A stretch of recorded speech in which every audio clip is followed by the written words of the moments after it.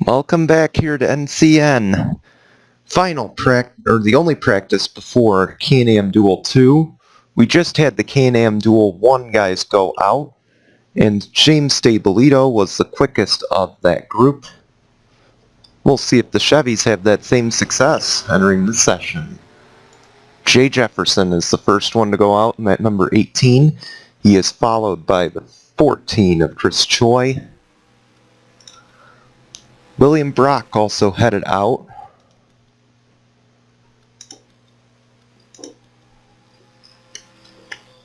Thomas E. Lucer. Eric Faden, the former Daytona 500 Series champ, or Daytona 500 champ.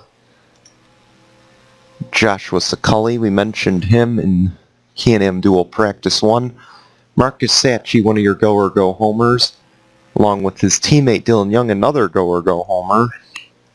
Patrick Smith, Rick Johnson, Brad Stover.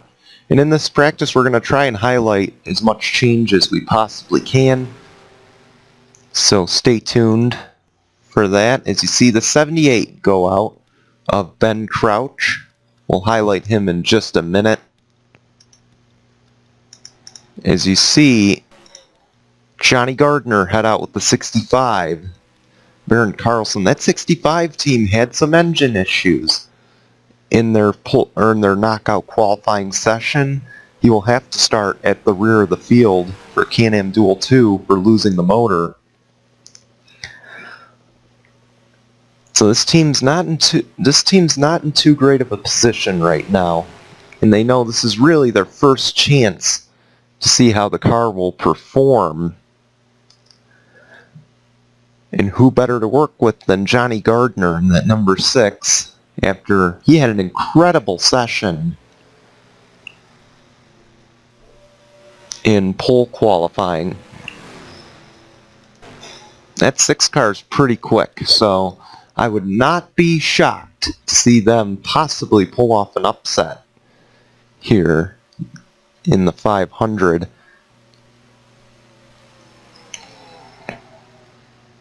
And now they got the 31 back there. Joshua Scully, we mentioned, he's one of the guys who has stayed with the same exact race team all 3 seasons that he's raced.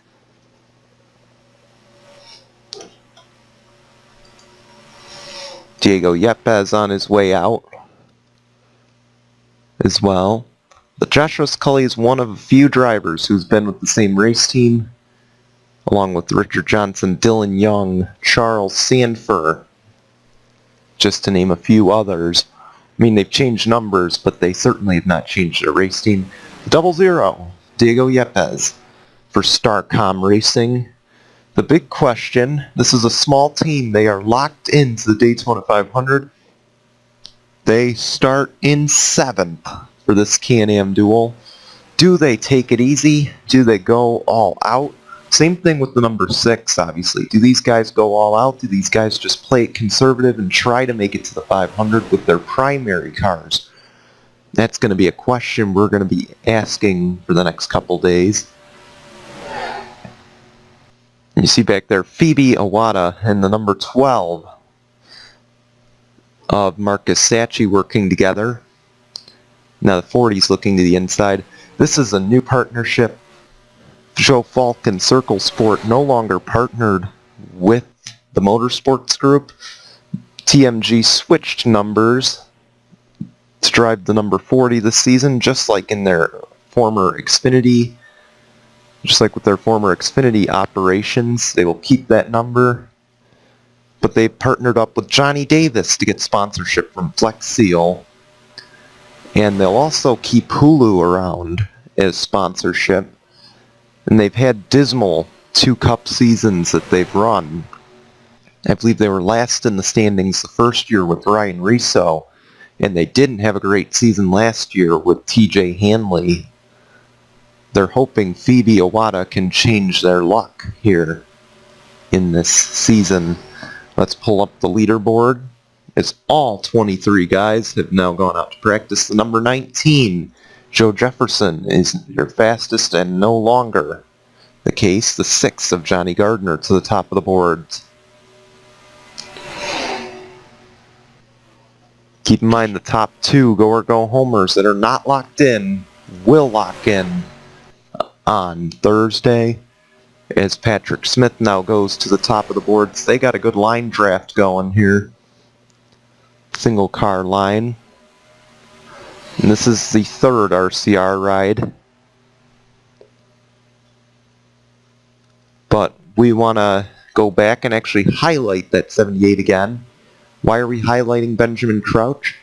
He is going to be starting first in this Can-Am Duel on Thursday.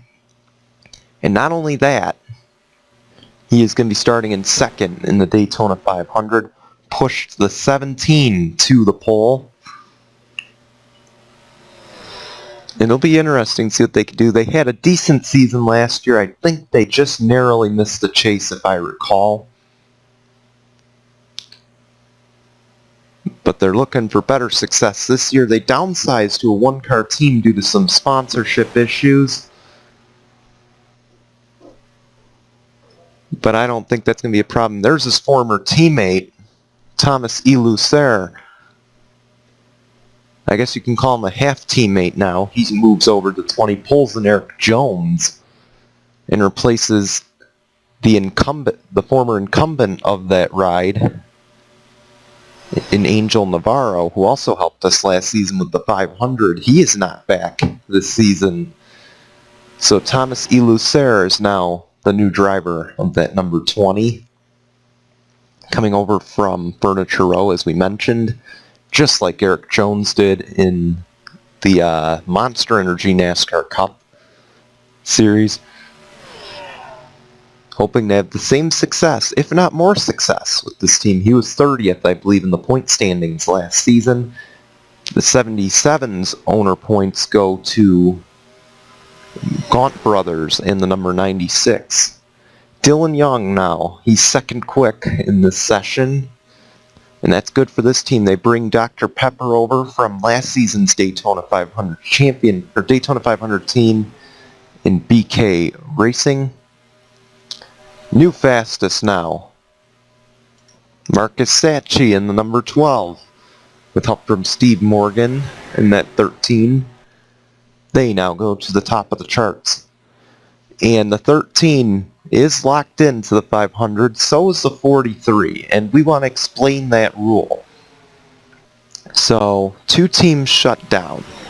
Obviously the 15, Harry Scott's team, is shut down.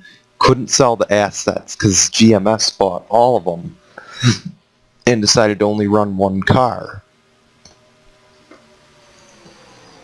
So because of that, the rule in this series is it goes to the next in line. Hold on.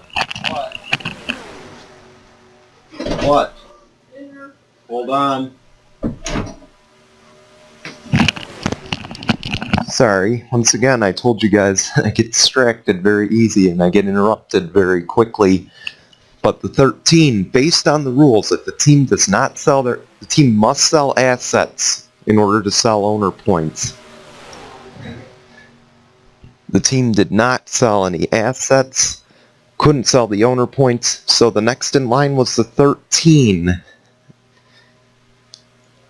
There was one other team that sold assets, and I can't think of who they are.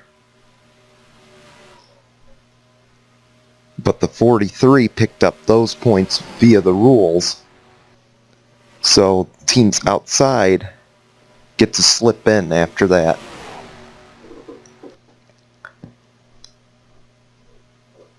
I'd have to pull up the season chart, or the silly season chart, to figure that one out for you guys, but that's the rules. Oh, we had a crash.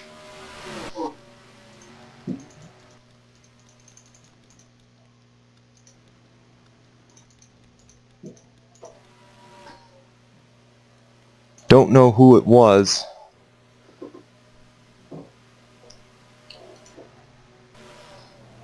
But it looks like a single car crash. Shouldn't be an impact. And we are out of time in this session. We want to show you the finishing results. Sacchi, Morgan, Young, Jefferson, Torres, Arocha, Smith, Iwata, Yepes, and Gardner. The Go or Go Homers have a large presence here in the top 10. After this session, Carlson, Faden, Scully, Octavo, and Stover round out your top 15. As you look on down the list, we want to thank you for watching. We'll see you on Thursday. Until then, goodbye everyone.